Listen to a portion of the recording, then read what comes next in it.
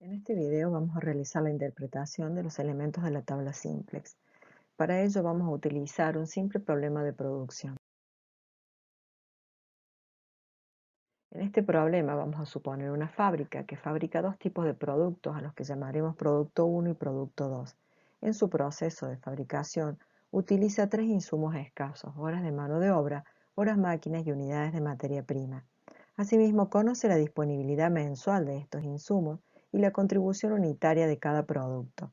Además, estima que puede vender todos los productos que fabrique, es decir, que no tiene ningún tipo de restricción con respecto a la demanda de los productos.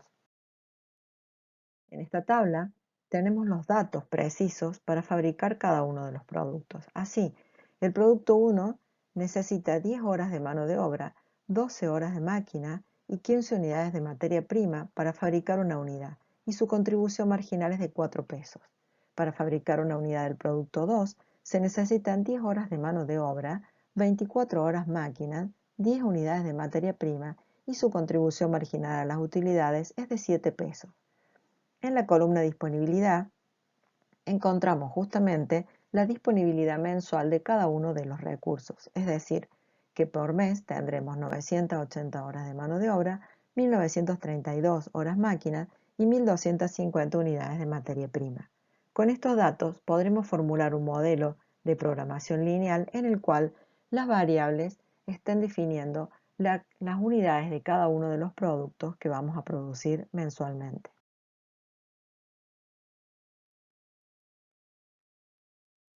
En el modelo matemático, podemos ver que la función objetivo está representando a la contribución marginal total en pesos y las restricciones, cada una de ellas, representa a los diferentes recursos que se utilizan en el proceso productivo.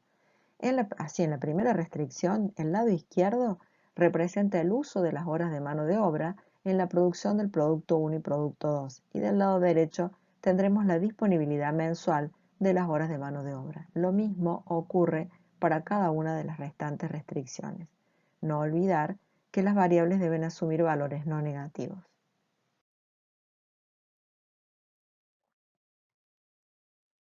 Luego de realizar una iteración, llegamos a la segunda tabla de simplex. Si observamos la tabla de simplex, en la columna P sub 0 o columna solución encontraremos a la solución de esta iteración. Sobre el lado derecho verán que ya está representada como vector. ¿Qué nos está diciendo este vector?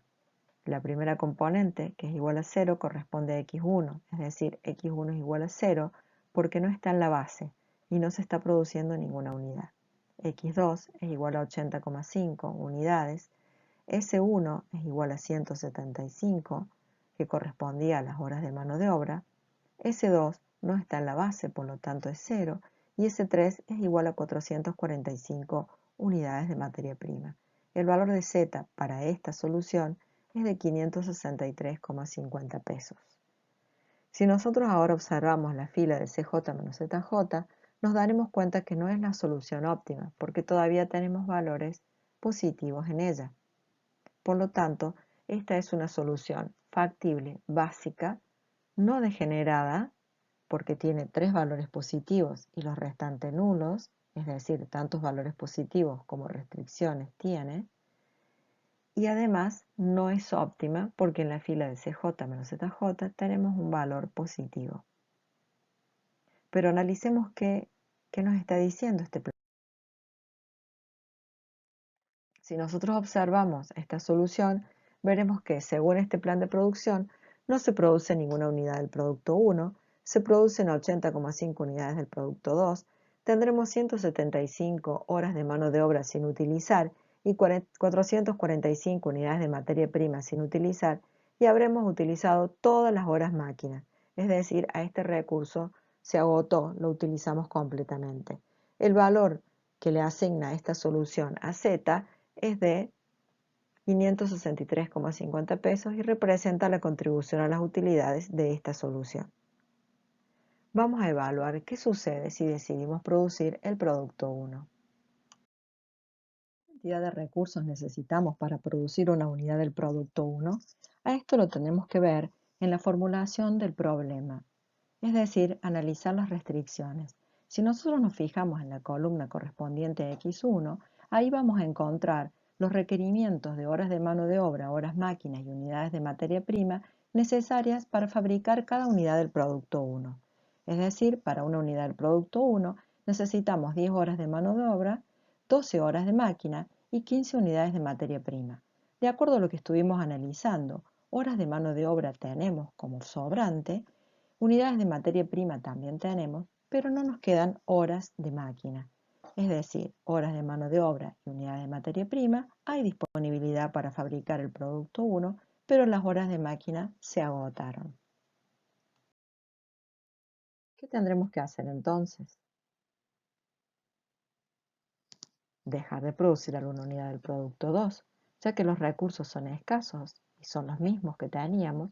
Para poder fabricar una unidad del producto 1, voy a tener que dejar de fabricar una unidad o más o menos del producto 2.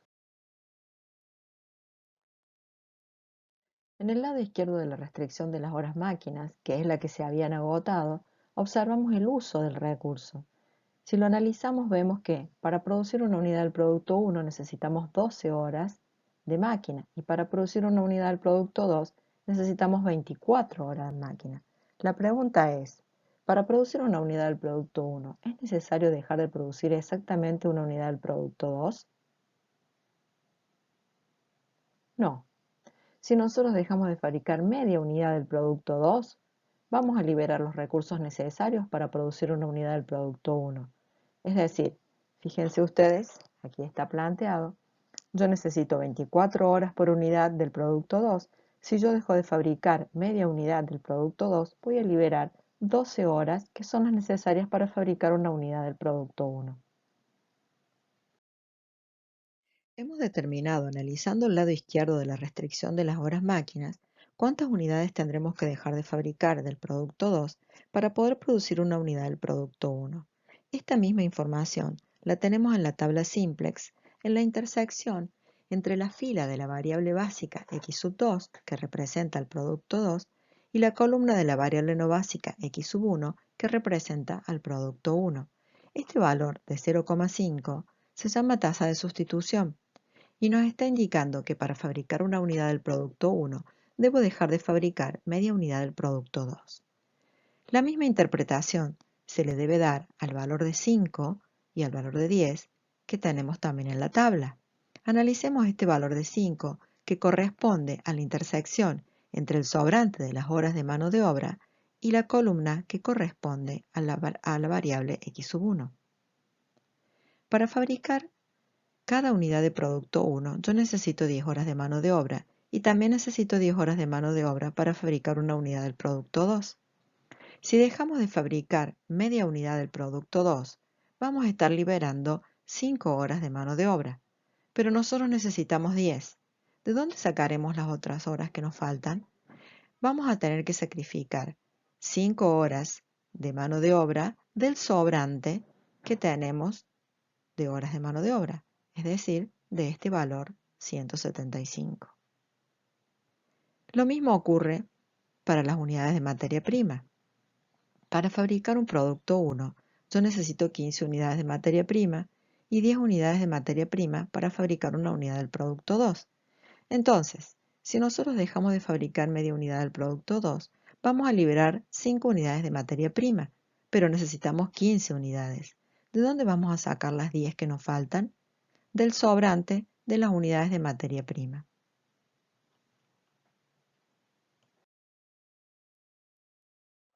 Volviendo a la tabla, lo que yo tengo aquí en la columna que corresponde a X1 se llaman tasas de sustitución. Y las tasas de sustitución me indican el sacrificio de la variable básica X sub i, es decir, de la que está en fila, para incrementar a la variable no básica X sub j en una unidad, es decir, a la que está en columna. Y esto es así siempre que el valor sea positivo. Si el valor fuera negativo, es decir, si la tasa de sustitución fuera negativa, en lugar de indicar un sacrificio, indicaría que el valor de la variable básica se va a incrementar justamente en ese valor de la tasa de sustitución. Sigamos analizando ahora los otros valores de la tabla simplex. Recién estuvimos analizando las tasas de sustitución y dijimos que para poder fabricar una unidad del producto 1, nosotros debíamos dejar de fabricar media unidad del producto 2 y vamos a necesitar tomar 5 horas de mano de obra del sobrante de horas de mano de obra y 10 unidades de materia prima del sobrante de las unidades de materia prima. Ahora bien, yo estoy analizando cómo cambiar el plan de producción para producir una unidad del producto 1. Como estoy cambiando el plan de producción y estoy dejando de fabricar el producto 2, esto va a producir una disminución en mi beneficio. Justamente esa disminución en el beneficio o mi costo medido en beneficios que dejo de ganar está dado en la fila de ZJ. Este valor 3,5 es el que me está diciendo que si yo quiero cambiar el plan de producción para poder producir una unidad del producto 1, voy a dejar de ganar 3,5 pesos por cada unidad que yo quiera producir del producto 1. Es decir, es lo que dejo de ganar por cambiar el plan de producción actual. Esto es lo que representa el ZJ. Si ustedes observan, como aquí el único producto que me genera ingresos es X2, entonces, observen ustedes, allí está la cuenta que el 3,5 en realidad surge de hacer 7 por 0,5. Entonces, este valor de ZJ me está diciendo en cuánto disminuye el valor de la función objetivo por cada unidad en que se incremente el valor de la variable XJ. Y esto es general para cualquier problema que estemos analizando. Ya analizamos que para poder producir una unidad del producto 1 debíamos realizar un cambio en el plan de producción y que eso estaba representado por las tasas de sustitución. También dijimos que al realizar este cambio en el plan de producción íbamos a dejar de ganar 3,5. Pero sin embargo, cuando yo haga el cambio del plan de producción, va a ser para poder producir una unidad del producto 1 y el producto 1 me genera una contribución a las utilidades de 4 pesos. Entonces, 4 pesos es la contribución que me genera una unidad del producto 1 y 3,5 es lo que yo dejo de ganar por hacer los cambios necesarios para producir una unidad del producto 1. Por lo tanto, el impacto neto que esto va a tener en el valor de la función objetivo es 0,5. Si este impacto es positivo, quiere decir que me conviene producir el producto 1, porque la diferencia entre lo que yo gano y lo que dejo de ganar es positivo, por lo tanto se va a incrementar el valor de la función objetivo. Este valor entonces, el CJ menos ZJ igual a 0,5, me está indicando el incremento marginal unitario del beneficio total o incremento neto unitario del beneficio total. Y lo calculamos como el CJ menos ZJ. En forma general, lo que nos dice es en cuánto es el incremento neto unitario de la función objetivo, cualquiera sea el problema. Por esto, cuando nosotros trabajamos con simplex y el problema es de maximización, si la diferencia CJ menos ZJ era positiva, entonces decíamos que nos conviene introducir la variable en la base, que no estábamos en el óptimo y nos conviene introducir a la variable en la base. Y si la diferencia CJ menos ZJ es negativa, quiere decir que si yo incremento la producción de ese producto, la función objetivo en lugar de crecer va a decrecer y por lo tanto no me conviene introducirla a la base.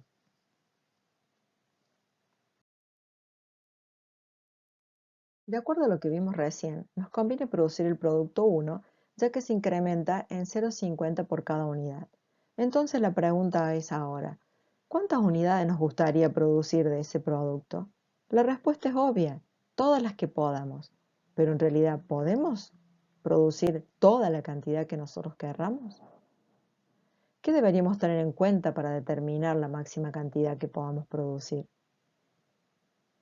Deberemos tener en cuenta que los recursos son limitados y esto influye en el valor de las variables, es decir, que debemos tener en cuenta no usar más de los recursos que tenemos, es decir, cuidar que ninguna de las variables asuma un valor negativo.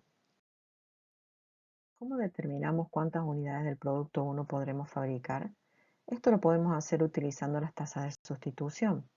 Nosotros sabemos que por cada unidad del producto 1 que fabriquemos debemos sacrificar media unidad del producto 2. Entonces la pregunta será, ¿hasta cuántas unidades del producto 2 podremos sacrificar? Evidentemente que la respuesta es hasta las unidades que estamos fabricando, ya que no podremos dejar de fabricar más de las que fabricamos en este momento. El mismo razonamiento lo podemos hacer para las restantes variables que están en la base. Por ejemplo, con respecto al sobrante de horas de mano de obra, nosotros sabemos que por cada unidad del producto 1 que fabriquemos, necesitamos utilizar 5 horas del sobrante de horas de mano de obra. ¿Hasta cuántas horas podemos utilizar de ese sobrante? Hasta las que tenemos como sobrante, evidentemente.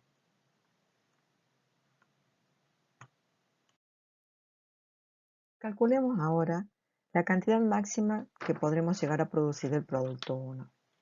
Si llamamos tita la cantidad máxima del producto 1 que podremos fabricar, entonces podremos plantear las siguientes restricciones. Observemos esta restricción. Nosotros dijimos que por cada unidad del producto 1 que queremos fabricar, debemos sacrificar media unidad del producto 2. Esto significa que por tita unidades nosotros vamos a sacrificar 0,5 por tita. ¿Hasta cuánto podemos sacrificar del producto 2? Podremos sacrificar exactamente hasta la cantidad que estamos produciendo actualmente. El mismo razonamiento podemos utilizar para plantear las siguientes restricciones. Evidentemente que el valor de tita, que es la cantidad máxima del producto 1 que podremos fabricar, tiene que cumplir con todas las restricciones simultáneamente. Si observamos las restricciones, veremos que tita será el valor que cumpla con todas ellas, y en este caso tita es igual a 35. Recordemos nuevamente que tita es el valor máximo con el que puede entrar la nueva variable a la base. Hemos determinado que tita era igual a 35 y con esta información ahora podremos calcular el nuevo plan de producción, o sea, la nueva solución. El valor de x1, que es la variable que entra, es igual a tita, es decir, 35 unidades de P1 del producto 1 es lo que vamos a producir. En cuanto al producto 2, estábamos produciendo 80,5 unidades y por cada unidad que producíamos del producto 1, sacrificábamos 0,5 del producto 2. 0,5 por las 35 unidades que estamos produciendo del producto 1, esto es el total que yo voy a sacrificar. Por lo tanto, para esta nueva solución voy a producir 63 unidades. De manera similar, ocurre con el sobrante de horas de mano de obra. Nosotros sacrificábamos 5 horas de mano de obra del sobrante por cada unidad que producía el producto 1, multiplicada por las 35 unidades que voy a producir. Esto es el sacrificio total. Observen ustedes que en este caso el valor de S1 es igual a 0.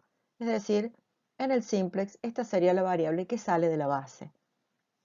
S2 es una variable no básica, nunca intervino en los cálculos, sigue siendo 0.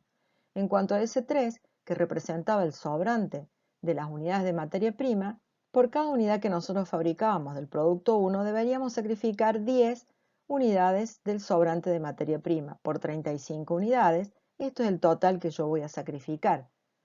445 es el sobrante que tenía, menos lo que sacrifico en total, me dice que ahora me van a sobrar 95 unidades de materia prima. ¿Y a cuánto ascenderá la contribución total a las utilidades? De acuerdo a lo que habíamos estado explicando, el CJ menos ZJ, que era igual a 0,5, me indicaba en cuánto se incrementa el valor de la función objetivo por cada unidad en que se incrementa la producción del producto 1. Si nosotros ahora descubrimos que lo vamos a incrementar en 35 unidades, entonces quiere decir que el valor de Z se va a incrementar en 35 por 0,5. Quiere decir que el nuevo valor de Z será igual al valor que ya teníamos, más lo que se incrementa por producir las 35 unidades del producto 1.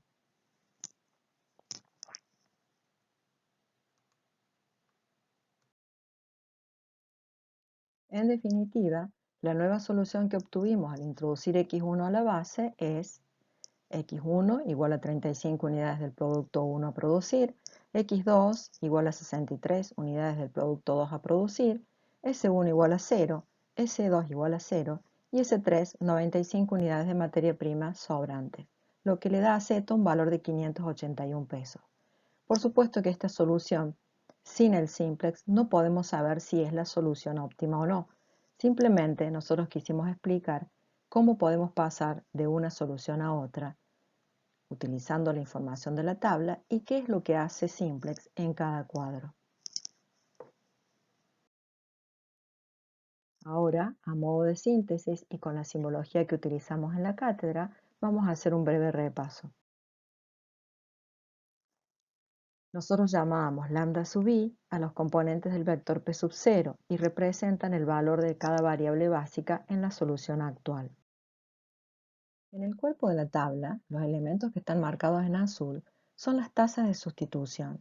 Las tasas de sustitución indican el sacrificio o disminución de la variable básica x sub i, es decir, la variable que está en fila, para incrementar en una unidad la variable no básica x sub j, es decir, la que está en columna.